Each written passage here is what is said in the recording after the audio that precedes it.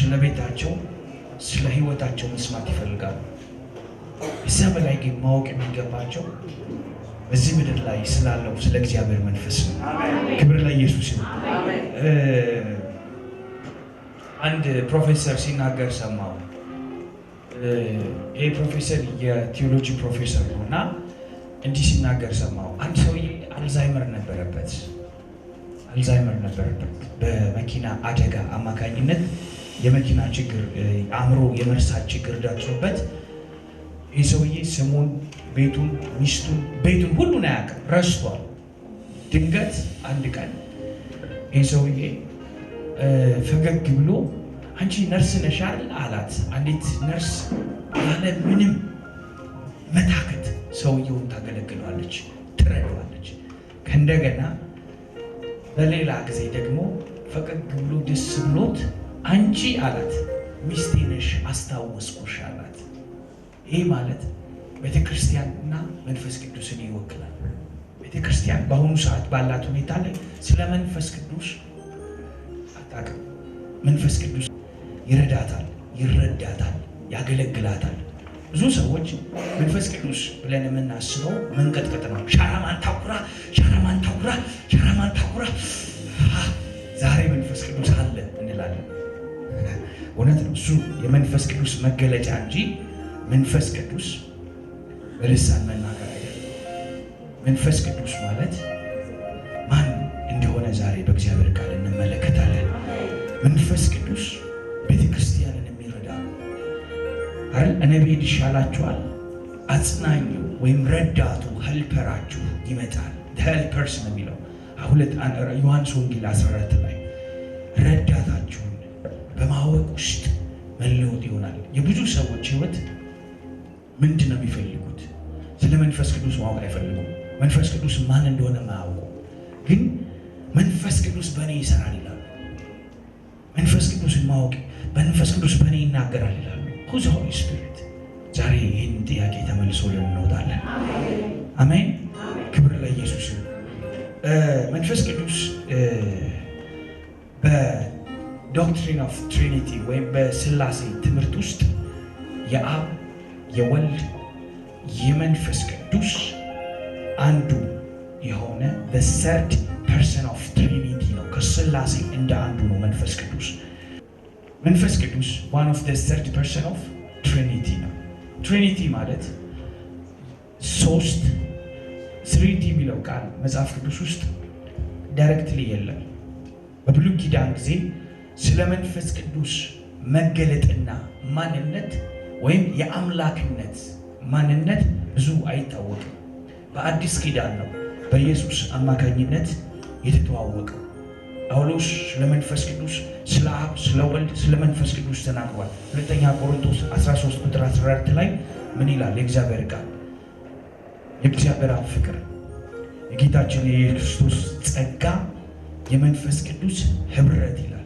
ሂዱ አይደል ጌታ ኢየሱስ መጨረሻ ላይ ያረግ ማቴዎስ 28 ላይ በአብ በወልድ በመንፈስ ቅዱስ እያጠመቃችሁ ደቀ መዛሙርት ይላችኋል። የአብ ማንነት፣ የወልድ ማንነት፣ የመንፈስ ቅዱስ ማንነት በብሉይ ኪዳን ጊዜ ዳይሬክትሊ ተገልጦ የአምላክነት መገለጥ አልነበረም። ብዙዎቹ የኦልድ ቴስታመንት ሰዎች አምላክ እንዳለ ያውቃሉ። አንድ አምላክ ነው እንዳለ የሚያውቁት። አዲስ ኪዳን ላይ ነው የሥላሴ አንድነት የተገለጠው። ለዛ ነው ስለ መንፈስ ማጥናት ወይም the doctrine of spirit ኒውማቶሎጂ ማለት ነው። ኒውማ ማለት ስፒሪት ማለት ነው። ሎጂ ማለት ስተዲ ማለት ነው። ኒውማቶሎጂ ማለት ስለ መንፈስ ማጥናት ነው። በሲስተማቲክ ቲዮሎጂ ላይ ወይም ኦልሬዲ ሲስተማቲክ ቲዮሎጂ የሚባል አለ፣ ወይም ስለ እግዚአብሔር ጥናት ባለው ነገር ላይ ኒውማቶሎጂ ሞስትሊ ከቨር የሚያደርገው ስለ መንፈስ ቅዱስ ጥናት ነው። መንፈስ የሚለው ክፍል የሰው መንፈስን ኢንዲኬት ያደርጋል፣ የአጋንንትን መንፈስ ኢንዲኬት ያደርጋል፣ የእግዚአብሔርን መንፈስ ኢንዲኬት ያደርጋል፣ የአጋንንትንና የመላእክትንን እንደዚሁ የመሳሰሉትን መንፈስ ያደርጋል። ሞር ኒውማቶሎጂ የሚለው ትምህርት ግን ሞር ስለ መንፈስ ቅዱስ ስተዲ የምናደርግበት ነው። በዚህ አጋጣሚ እግዚአብሔር አብ፣ እግዚአብሔር ወልድ፣ እግዚአብሔር መንፈስ ቅዱስ the trine one God ነው የሚባሉት። በሶስት ኢየሱስ የሚገለጥ ግን አንድ መለኮታዊ ባህሪ 3 personality one essence of God። personality ማለት ምን ማለት ነው ብለን የአንድ ሰው መገለጫ ማንነት ነው። ኢሴንስ ማለት የአንድ ሰው ባህሪ ወይም ኔቸር ነው፣ የአንድ ሰው ማንነቱ ነው። መንፈስ ቅዱስ እነዚህ ነገሮች ይዟል። ከሥላሴ ውስጥ እንደ አንዱ ነው። ዘፍጥረት መጽሐፍ ላይ ታስታውሱ ከሆነ የእግዚአብሔር መንፈስ ዘፍጥረት 1 ላይ ምን ይላል? በውሃው ላይ ምን ብሎ ነበር ይላል? ሰፎ ነበር፣ ሆቨር አድርጎ ነበር። የእግዚአብሔር መንፈስ አንዳንድ ሰዎች እንደሚያስቡት በሂብሩ ቃል መንፈስ የሚለው ቃል ሩሃ የሚል ትርጉም አለ። ሩሃ ማለት ኢንስፓይሬሽን፣ ብሪዚንግ፣ ላይፍ፣ ሶል፣ እንስሳት ኢንዲኬሽን የህይወትን መገለጫነት ነው የሚወክለው። በሚገርማችሁ ነገር በሥላሴ ውስጥ እነዚህ የሥላሴ ሲምቦሎች ናቸው።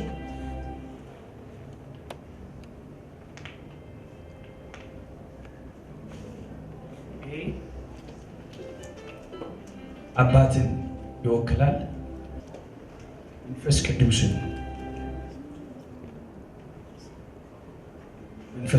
ይወክላል። ይሄኛው ደግሞ ሰንን ይወክላል፣ ልጅን። መንፈስ ቅዱስን አባትን ነው የሚወክለው። እነዚህ ሞስትሊ ብዙ የቴዎሎጂ አስተማሪዎች ስለ ትሪኒቲ የሚስማሙባቸው ሲምቦሎች ናቸው።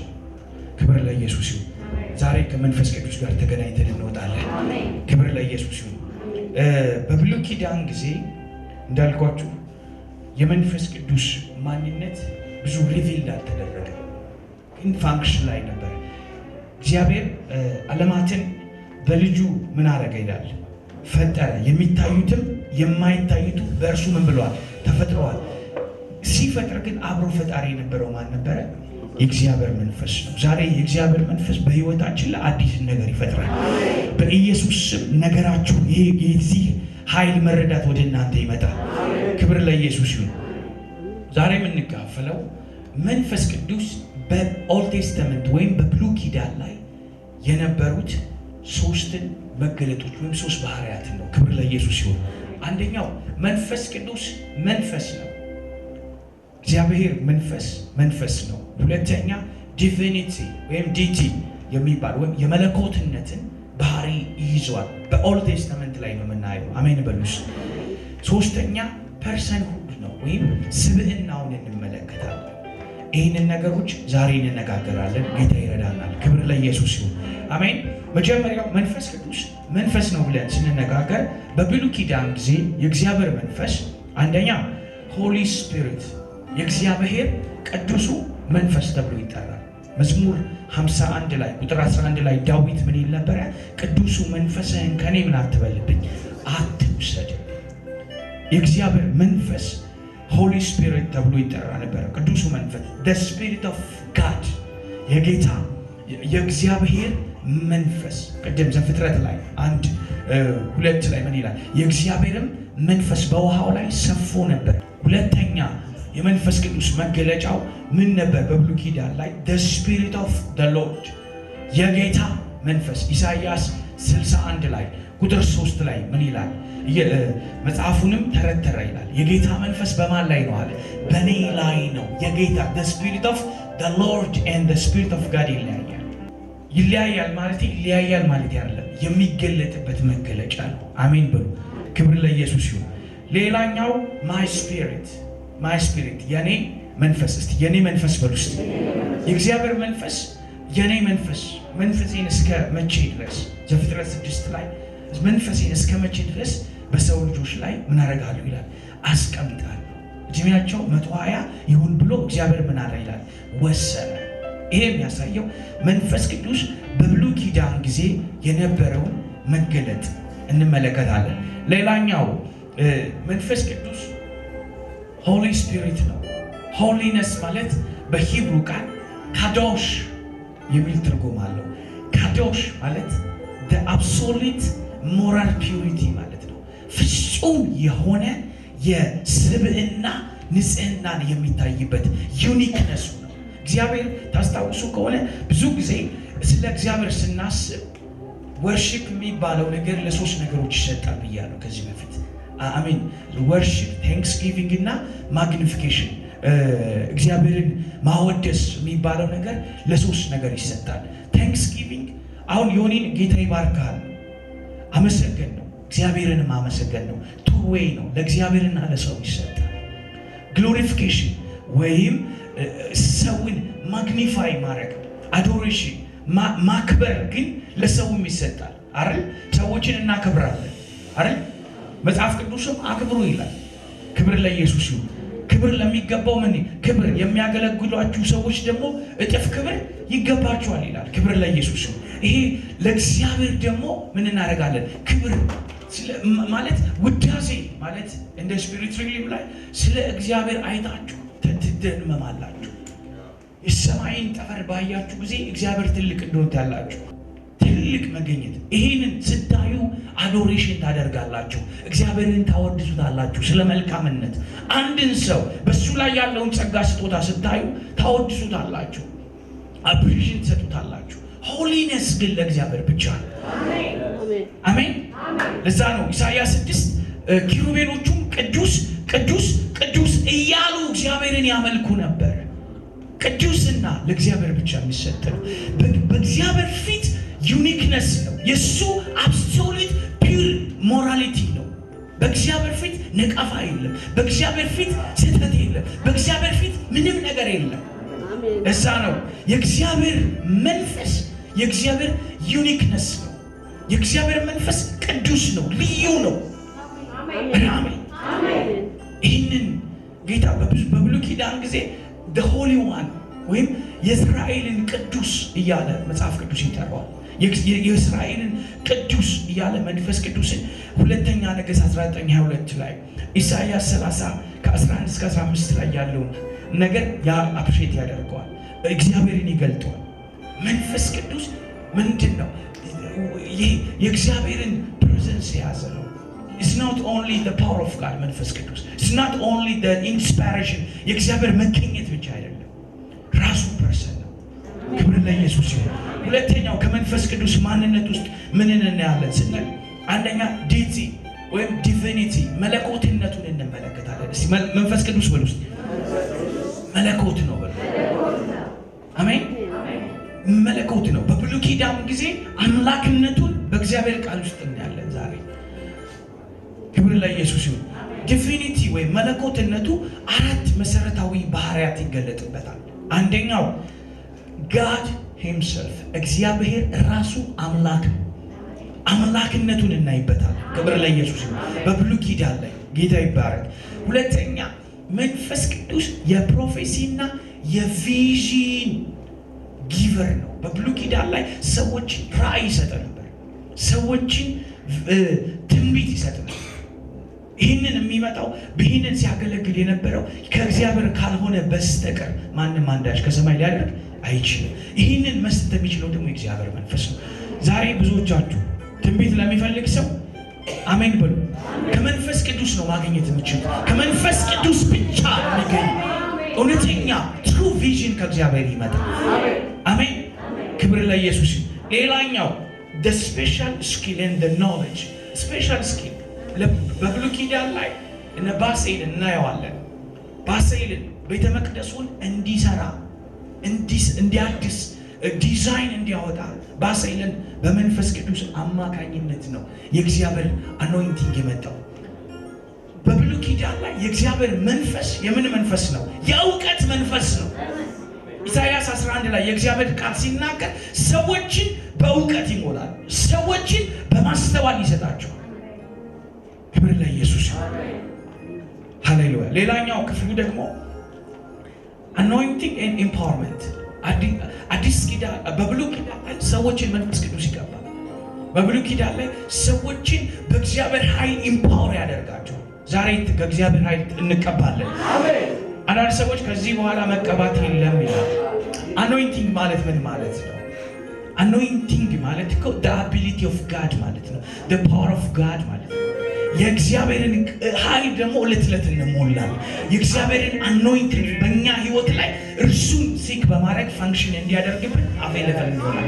one level of glory, one level of anointing ወደ ሌላ level of anointing መግባት እንችላለን because of ከመንፈስ ቅዱስ የተነሳ ወደ አንድ ክብር የሚወስደው ሰው አለ እዚህ ቤት።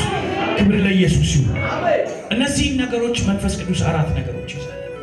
በብሉይ ኪዳን ላይ በመለኮትነቱ አንዱ ራሱ አምላክ ነው። ሁለተኛ የትንቢትና የራእይ ምንጭ ባለቤት ነው። ሶስተኛ ስፔሻል ስኪል ኤንድ ኖሌጅ ወይም ንቁ የሆነ ታለንቶችን ጊፍቶችን እግዚአብሔር ይሰጣል። ክብር ለኢየሱስ ይሁን። አሜን። ስኪልና ጊፍት ይለያያል። የስዕል የመሳል ጊፍት ያላቸው ሰዎች አሉ፣ ኢንቦርን የሚሰጣቸው። የዚህ ባለቤት ሰጪ መንፈስ ቅዱስ ነው። አሜን። ዳግም ከተወለደ በኋላ ደግሞ ሰው መጥቶ ትንቢት ይናገራል፣ የእግዚአብሔርን ቃል ይሰብካል። ይሄ ዳግም ከተወለደ ደግሞ የሚሰጠው ናቹራል በርዝ ላይ እግዚአብሔር የሚሰጣቸው ስኪል አለ። ዛሬ ይህንን ጌታ በኢየሱስ ስም እንገናኛለን። ክብር ለኢየሱስ ይሁን። እስቲ መለኮትነቱን በብሉይ ኪዳን ላይ በምን ቃል ጠቅሰዋል ብለን ስንናገር መጀመሪያ ዘፍጥረት 1 ላይ እንሄዳለን። ዘፍጥረት 1 ላይ እግዚአብሔር በመጀመሪያ ሰማይንም ምድር ፈጠረ ይላል። In the beginning God created the heaven and the earth. Heaven and the earth. God created. God የሚለው ቃል ኤሎሂም የሚል ትርጉም አለው። ኤሎሂም የሚለው ትርጉም የብዙ ቁጥር መገለጫ ነው። ዘፍጥረት 1:26 ላይ ሄደን ስንሄድ let us make man our likeness and our image. ኑ የሰው ልጅ በአምሳላችን እንደ ምሳሌያችን እንፍጠር። አምሳልና ምሳሌ እንፍጠር ነው የሚለው። እንፍጠር። አንዳንድ ሰዎች ምን ያስባሉ? ነው የሚለው ቃል እሱንና እግዚአብሔርና መላእክቱን ነው ይላል። የሚባል ነገር የለም። እዚህ ክፍል ላይ የሚናገረው መልአክ እግዚአብሔርን መስሎ አይታወቅም። አሜን። ክብር ለኢየሱስ ይሁን። መልአክ እግዚአብሔርን መስሎ አይታወቅም። ኑ በአምሳላችንና እንደ ምሳሌያችን። አምሳል የሚለው ቃል ምንድነው ብያለሁ? ኢሜጅ የሚል ትርጉም አለው እንግሊዘኛው ላይ። ኢሜጅ ማለት በግሪክ ቃል ጸሊም ማለት ነው። ጸሊም ማለት ኤግዛክት ኮፒ ሳምቲንግ ማለት ነው። የአንድ ነገር ፎቶግራፍ እንደማለት ነው። ሌላኛው ደግሞ ባህሪ ወይም ኑ እንደ አምሳላችን እንደ ምሳሌያችን የሚወክለው ባህሪ ካራክተርን ነው። የሰው ልጆችን እንዲገዙ እንዲያስተዳድሩ ምን ብሎ ሰጣቸው? ሾማቸው። ኪንግ እንዲሆኑ እግዚአብሔር በዚህ ምድር ላይ ኪንግደም የሚለው ቃል ኪንግ ኤንድ ዶሚኒየን ማለት ነው። ኪንግ ማለት አንድ ቴሪቶሪ ያለው ሉዓላዊ የሆነች ዶሚኒየን የምታደርግ ቴሪቶሪ ያላትን ግዛት ያላትን ማስተዳደር የሚችል ማለት ነው። አዳምን ብዙ ተባዙ፣ ምድርን ሙሏት፣ ዶሚኒየን አድርጓት፣ ግዟት። ዶሚኒየን የሚለው ቃል ጠምዝዞ ነገርን ሩል ኦቨር ማድረግ ማለት ነው። ነገርን የመግዛት ኃይል ማለት ነው። ክብር ለኢየሱስ ይሁን። ይህንን ኃይል ከመንፈስ ቅዱስ ተካፍለናል። ይህ መንፈስ ቅዱስ ይሄ ገዢ እንደሆነ የምናይበት ክፍል ነው። ክብር ለኢየሱስ ይሁን።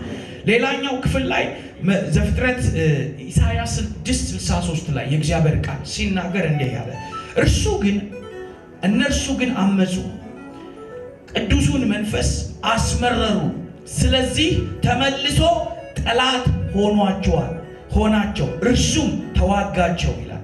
እርሱ ምን አላቸው? ተዋጋቸው። እንግሊዘኛው ቃል ደስ ይለኛል።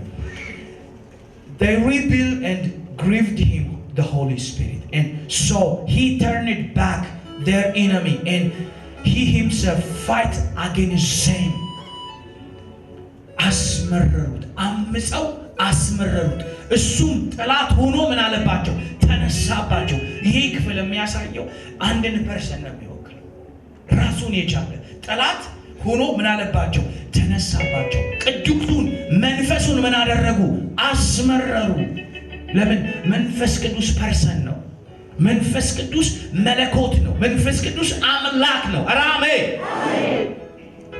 ክብር ለኢየሱስ ይሁን። ይህ ቃል ኒው ቴስተመንት ላይ ጳውሎስ ተናግሮታል። ኤፌሶን 4:30 ላይ ለቤዛ ቀን የታተማችሁበትን ቅዱሱን መንፈስ ምን አትበሉ? አታሳሱ። Don't grieve the Holy Spirit። መንፈስ ቅዱስ አንድ ፐርሰን ፐርሰን ነው ካልን ኢሞሽናል ነው፣ ያዝናል፣ ይደሰታል። ለምን? የአንድ ፐርሰናሊቲ መገለጫው ምንድነው? ስሜት መገለጡ ነው። ክብር ለኢየሱስ። በብሉይ ኪዳን ላይ መንፈስ ቅዱስ ያዝን ነበር። መንፈስ ቅዱስ እንደ አምላክነት ይመላለስ ነበር። ታስታውሱ ከሆነ የኤርትራ ባህርን እግዚአብሔር ሲከፍል በማን ነው የከፈለው? በእግዚአብሔር መንፈስ። ይህንን እንመለከታለን። ዘጸአት 15 ከቁጥር 3 እስከ 6 ላይ እርሱ እግዚአብሔር ተዋጊ ነው፣ ስሙም እግዚአብሔር ነው። የፈርዖንን ሰረገሎች ሰራዊቱንም በባህር ጠላቸው። የተመረጡትንም ሶስተኞች በኤርትራ ባህር ሰጠሙ። ቀላያትም ከደኗቸው፣ ወደ ባህር ጥልቅም እንደ ድንጋይ ሰጠሙ። አቤቱ በቀኝ ኃይል ከበረ። አቤቱ ቀኝህ ጠላቴን አደቀቀ። ቀኝህ ጠላቴን ምን አደረገ? ቀኝህ የሚለው ቃል የእግዚአብሔር መንፈስ ነው። እንዲሁም እንግሊዝኛው ቃል እንደዚህ ነው የሚለው the majestic power and the right hand of God. The majestic power and the right hand, oh Lord, shattered the enemy. ጠላቶቻችንን ምን አደረገ? አደቀቀ። ዛሬ ይሄ ጌታ በዚህ መካከል አለ። እስራኤላውያኖችን የረዳ ያ የብሉይ ኪዳኑ ክርስቶስ ኢየሱስ ትናንትና ዛሬም ለዘላለም ያው አንድ መለኮት ነው የሚባለው ማንነት ኢተርናል ነገር ውስጥ ነው። እግዚአብሔር መንፈስ በመጀመሪያ ውስጥ አልነበረም። እግዚአብሔር በመጀመሪያ አልፋና ኦሜጋ የሰው ልጅ መገለጥ ነው እንጂ የአምላክነት መገለጥ አይደለም። አምላክ ማለት ክብር ለኢየሱስ ይሁን፣ ድሮም ያለ ደግሞ የሚኖር ነው። በታይም ውስጥ ሊሚት የማይደረግ አምላክ ነው። መንፈስ ቅዱስ ዛሬም ጠላቶቻችንን ሊያደቅልን በመካከላችን አለ። ዲዩ ነው። ስለሱ ፐርሰን ስለሆነ ስለሱ ስናወራ ኢንቫይት እናደርገዋል። ስለሱ ስናውጅ እርሱ በመካከላችን ሆኖ ይገለጣል። ቀንበርን ይሰብርልናል። አሜን። እኔ ዛሬ ትብከት አይደለም እያስተማርኩኝ ያለሁት ፋውንዴሽናል የሆነ ትምህርት ነው። ሰዎች ለመንፈስ ቅዱስ ያላቸውን አመለካከት እንዲያስተካክሉ። መንፈስ ቅዱስ የሚመስላቸው ብዙ ሰዎች አሁንም እነግራቸዋለሁ ትንቢት መናገር ነው፣ በልሳን መፈራገጥ ነው፣ መንቀጥቀጥ ነው። ምን ማለት ነው የሚመስላቸው? this is not one of the power of manifestation of the presence of God እንጂ መንፈስ ቅዱስ ይሄ ነው በቃል ውስጥ የምናገኘው ማንነቱ ነው። ክብር ለኢየሱስ ይሁን። አሜን። እስቲ የእግዚአብሔር መንፈስ በሉስ በኔ ላይ በሉስ መልካም ነገር ያደርግልኛል። ኢየሱስ ጌታ ነው። አሜን። ዘፍጥረት 1:2 ላይ ምድርም ባዶ ነበረች፣ አንዳችም አልነበረባትም፣ ጨለማም በጥልቁ ላይ ነበረ፣ የእግዚአብሔርም መንፈስ በውሃው ላይ ሰፍሮ ሆቨር አድርጎ ነበር። የእግዚአብሔር መንፈስ ፍጥረት ከመጀመሩ በፊት ውስጥ ነበር። የእግዚአብሔር መንፈስ ራሱ ደግሞ ፈጣሪ እንደሆነ የፈጣሪነት መገለጫ አምላክነት ነው። ኢንቨንተርና ክሬተርነት ይለያያል። the right brother ኤሮፕሌን ኢንቨንት ነው ያደረጉት፣ ክሬት አላደረጉ። ይህንን ዓለም የማይታየውን ዓለም የሚታየውን ዓለም ኢንቨንት ያደረገ አምላክ ብቻ ነው። መንፈስ ቅዱስ ፈጣሪ ነው። ኢዮብ 33 መጽሐፍ ላይ እንሄዳለን። ኢዮብ 33 ቁጥር 4 ላይ የእግዚአብሔር መንፈስ ፈጠረኝ። የእግዚአብሔር መንፈስ ምን አደረገኝ? ፈጠረኝ። እንዲሁም early book, one of the earliest book ከሚባሉ መጽሐፍ ውስጥ አንደኛው የኢዮብ መጽሐፍ። የእግዚአብሔር መንፈስ ፈጠረኝ፣ ሁሉንም የሚችል አምላክ እስትንፋስን ሕይወትን ሰጠኝ። he's the God of El Shaddai, he's the God of more than enough God። የእግዚአብሔር መንፈስ ሁሉን ቻይ ነው። የእግዚአብሔር መንፈስ እስትንፋስን ይሰጣል። የእግዚአብሔር መንፈስ ሕይወትን ይሰጣል። የእግዚአብሔር መንፈስ ፈጣሪ ነው። የእግዚአብሔር መንፈስ አምላክ ነው። አሜን። በኦልድ ቴስታመንት ውስጥ የእግዚአብሔር ማንነት የመንፈስ ቅዱስ ማንነት መዝሙር 104 ቁጥር 30 ላይ የእግዚአብሔር ቃል ሲናገር መንፈስህን ትልካለህ። ሃሌሉያ። ዛሬ የእግዚአብሔር መንፈስ በመካከላችን አለ። መንፈስህን ምን ትላለህ? ትልካለህ። ይፈጥራልም፣ የምድርንም ፊት ያድሳል። የምድርንም ፊት ምን ያደርጋል? ያድሳል። መንፈስ ቅዱስ ይፈጥራል። እኔ አንድ ነገር ላውጅ። የእግዚአብሔር መንፈስ ቤታችን ላይ ሕይወታችን ላይ የተዘበራረቀው ነገራችን ላይ እግዚአብሔር ነገራችንን ይፍጠር፣ ኑሯችንን ይፍጠር፣ ቤታችንን ያድስ፣ ኢኮኖሚያችንን ያድስ፣ ነገራችንን ያስተካክል እንጂ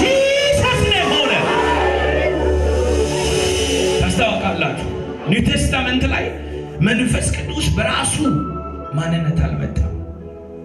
መንፈስ ቅዱስ አብ በስሜ የሚልከው አጽናኙ መንፈስ the comforter አለውስ ፓራክላቶስ። ዛሬ ይሄ ጌታ በመካከላችን አለ። ይሄ ጌታ ነገርን ያድሳል። የተበላሸ የተዘበራ